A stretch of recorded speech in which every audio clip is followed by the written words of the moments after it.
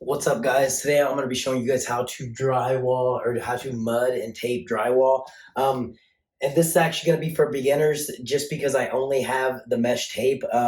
Typically, I would use the paper tape, but if you're a beginner, I noticed that mesh tape works really well. If you get the self-adhesive, this is actually sticky on one side, so it helps stick to it. One of the keys to drywalling is to make sure your butts are nice and even. Even if it costs a little more, I typically, like, if I had spare drywall and I could just use spare drywall on this, I'll just use a full sheet and use the butt ends because there's kind of like a concave in it, which helps cover up any imperfections. But the first thing I do is just go up and down it.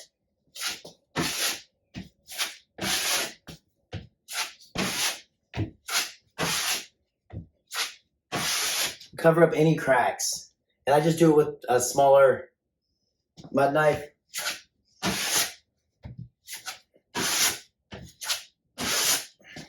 This isn't going to be perfect, by the way, because you're going to go back over it.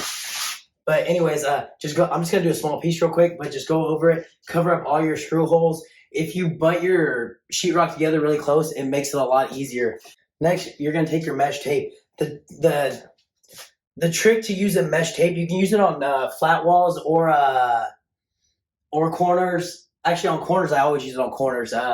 Where your drywall connects to your ceiling, I use it there also. But the trick to this is don't overlap it. Like if you have a piece that goes all the way to the top, make sure you skip that piece. I usually leave it about maybe 3/4 inch or so from the very top, and just so it gives me room to work with when I'm connecting my sheetrock to the ceiling sheetrock.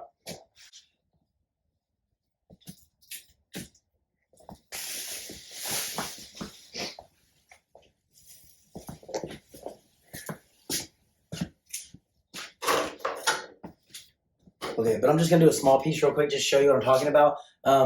Just grab this and literally just put it directly over the crack. Hold the very top and just go straight down. Then you're going to take your big putty knife, your 10-inch putty knife, and you're kind of going to glob some on there. And this is going to cover up any cracks. By the way, I know I sound like Bane. I lost my voice.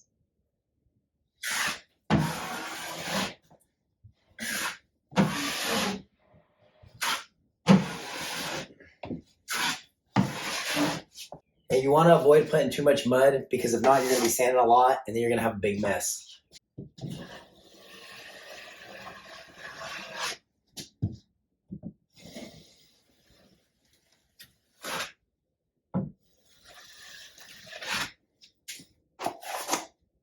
And that's pretty much it. I'm going to go over this a couple more times just to make sure I don't have any tape showing. I think it would be fine there, actually, to be honest. But I'm going to go over it a little more just to make sure. And that's pretty much the basic to taping and mudding sheetrock together.